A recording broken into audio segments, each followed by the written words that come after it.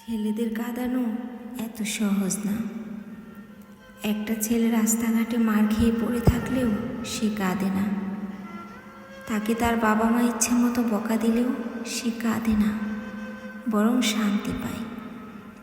তাকে class teacher বেত দিলেও সে কাঁদে না। তাকে তার প্রিয়জন রাগ অভিমান করে যদি একটা থাপ্পড়ও দেয়, তবুও সে কাঁদে না, বরং সে থাপ্পড়ে ভালোবাসা খুঁজে নেয়। এক কথায় বলতে গেলে ছেলেরা কাঁদেই না। ছেলেদের কাঁদানো একটা সহজ উপায় হলো তাকে অবহেলা করুন, তার থেকে গুরুত্ব কমিয়ে দিন, তার প্রতিটা কথা এবং অনুভূতি হেসে উড়িয়ে দিন, তার ভালোবাসাকে মজা হিসেবে নিন।